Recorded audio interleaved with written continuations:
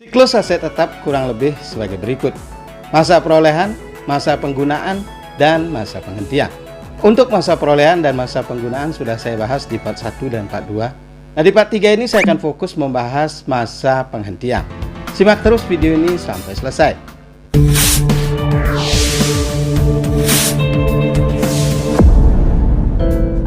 Setelah sekian lama dikaryakan, akhirnya tiba waktunya aset tetap harus ditarik dari penggunaannya, entah dengan cara dijual, ditukar, atau dibuang begitu saja. Ada dua kemungkinan cara untuk menarik aset tetap dari penggunaannya. Yang pertama dengan cara dilepas, di mana aset tetap ditarik dari penggunaannya pada saat umur manfaatnya masih ada, sehingga nilai bukunya masih tersedia. Ada dua alasan utama mengapa perusahaan menarik aset tetapnya padahal umur manfaatnya masih ada. Alasan pertama, karena sudah tidak cost efektif lagi. Maksudnya, biaya pemeliharaan dan cost reparasinya sudah lebih besar jika dibandingkan dengan manfaat yang diberikan. Mobil operasional perusahaan yang sudah sering keluar masuk bengkel misalnya, atau AC kantor yang sudah bolak-balik direparasi namun masih tetap panas. Karena sudah rewel, daripada repot keluar biaya lagi, ya dilepas saja. Alasan yang kedua biasanya karena sudah tidak dibutuhkan lagi.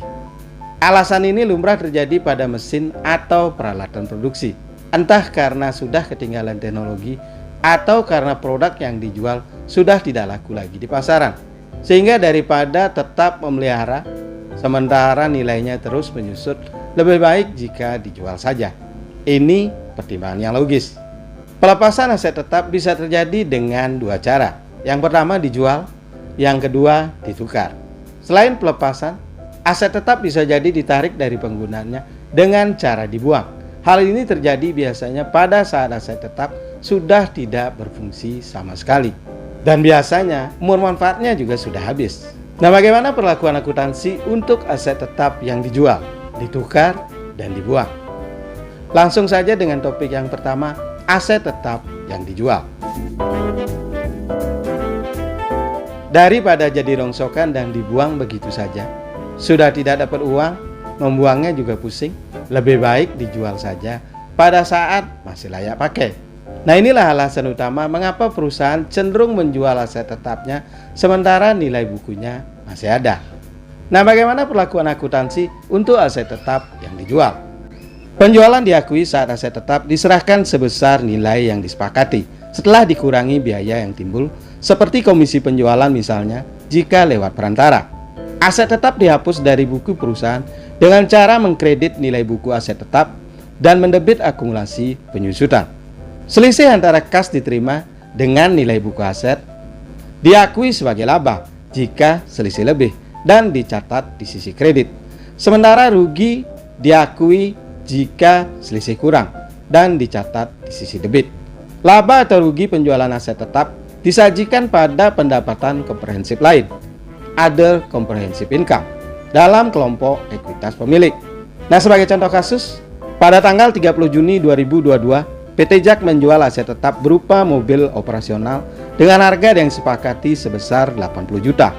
Mobil dibeli dengan harga 240 juta pada tanggal 2 Juli 2015 silam.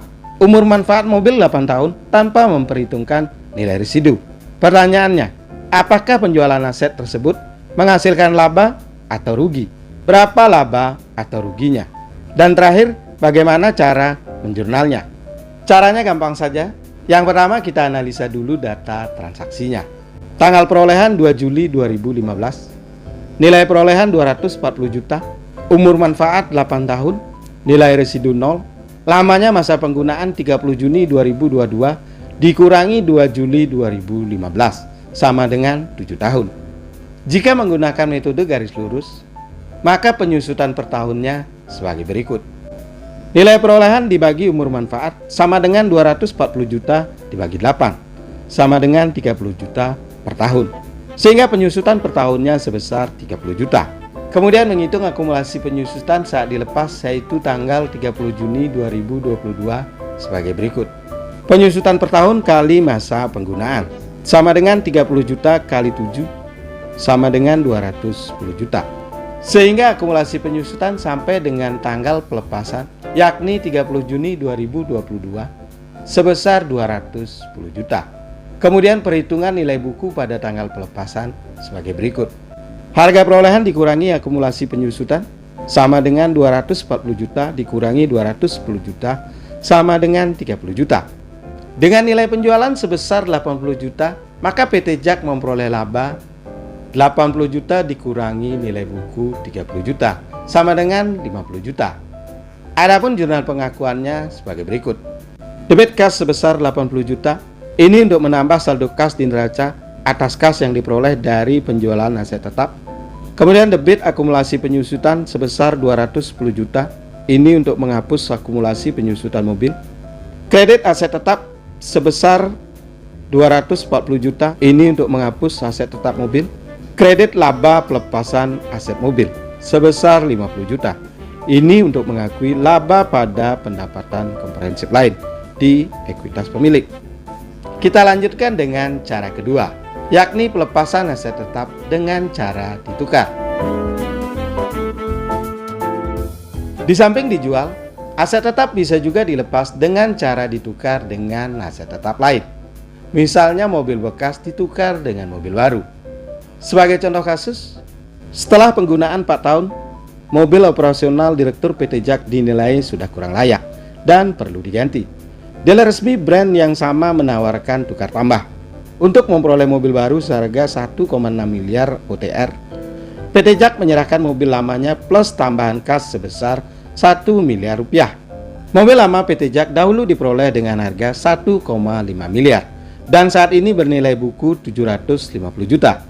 Pertanyaannya, berapakah besarnya nilai pertukaran untuk memperoleh mobil baru untuk dirut PT JAK? Yang kedua, apakah PT JAK memperoleh laba pertukaran atau sebaliknya? Dan yang ketiga, bagaimana jurnal pengakuannya? Sama seperti tadi, kita mulai dengan menganalisa data transaksinya. Harga perolehan mobil yang akan dilepas 1,5 miliar. Nilai buku saat dilepas 750 juta. Akumulasi penyusutan 1,5 miliar dikurangi 750 juta sama dengan 750 juta. Oleh dealer dinilai 600 juta. Artinya, rugi pertukaran terjadi sebesar 750 juta dikurangi 600 juta, rugi 150 juta. Tidak ada kas yang diterima, yang ada justru kas keluar sebesar 1 miliar untuk memperoleh mobil baru senilai 1,6 miliar. Dengan demikian maka jurnal pelepasannya sebagai berikut. Debit aset mobil sebesar 1,6 miliar, ini untuk mencatat perolehan mobil baru. Kemudian debit akumulasi penyusutan mobil 750 juta untuk menghapus akumulasi penyusutan mobil lama. Selanjutnya debit rugi pertukaran sebesar 150 juta untuk mengakui rugi pertukaran. Kredit aset mobil sebesar 1,5 miliar untuk menghapus mobil lama. Dan terakhir kredit kas sebesar 1 miliar rupiah. Ini untuk mencatat kas keluar sebagai tambahan pembayaran ke dealer. Selanjutnya aset tetap yang ditarik dengan cara dibuang.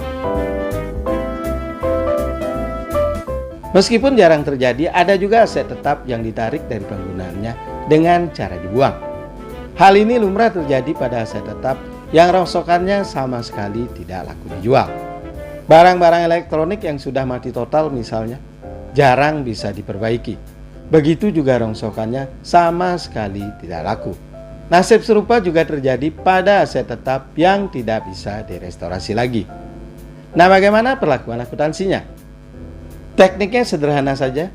Hapus aset tetap dan akumulasi penyusutannya dengan cara mendebit akumulasi penyusutan dan mengkredit aset tetapnya. Hanya dengan cara itu aset tetap sudah dihapus secara keseluruhan. Sebagai contoh kasus, pada tanggal 30 Juni 2022, PT JAK membuang laptopnya yang sudah mati total. Laptop diperoleh tanggal 1 Juli 2018 silam dengan harga 10 juta rupiah. Umur manfaat laptop diperkirakan 4 tahun sehingga dengan metode garis lurus, total akumulasi penyusutan laptop per 30 Juni 2022 sama persis dengan harga perolehannya. Dan nilai bukunya sudah 0. Dengan demikian maka jurnal penghapusannya sebagai berikut. Debit akumulasi penyusutan laptop sebesar 10 juta dan kredit aset tetap laptop sebesar 10 juta rupiah juga. Dengan demikian maka aset tetap laptop PT JAK sudah dihapus dari buku aset tetapnya. Nah, bagaimana jika aset tetap dibuang sementara masa manfaatnya masih ada? Dengan kata lain, masih ada nilai bukunya. Misalnya, laptop PT JAK mati total dan dibuang pada tanggal 28 Februari 2022. Bagaimana perlakuan akuntansinya? Logikanya sangat sederhana. Aset tetap yang dibuang sementara umur manfaatnya masih ada, itu artinya akumulasi penyusutan lebih kecil dari nilai perolehan. Artinya masih ada nilai buku. Pada saat aset tetap dibuang, nilai buku yang masih tersisa diakui sebagai rugi penarikan aset tetap. Dalam contoh kasus ini misalnya, penyusutan laptop per tahun sama dengan 10 juta dibagi 4 tahun sama dengan 2,5 juta per tahun. Akumulasi penyusutan per 1 Juli 2018 sampai dengan 30 Juni 2021 selama 3 tahun sama dengan 2,5 juta rupiah dikali 3 sama dengan 7,5 juta rupiah. Kemudian akumulasi penyusutan tanggal 1 Juli 2021 sampai dengan tanggal pelepasan yakni 28 Februari 2022 selama 8 bulan sama dengan 2,5 juta rupiah kali 8 per 12 sama dengan 1.666.600 rupiah. Kemudian akumulasi penyusutan per 28 Februari 2022 selama 3 tahun 8 bulan sama dengan 7.500.000 rupiah ditambah 1.666.600 rupiah sama dengan 9.166.600 rupiah. Sehingga nilai buku yang masih tersisa saat laptop dibuang sebesar 10 juta dikurangi 9.166.600 rupiah.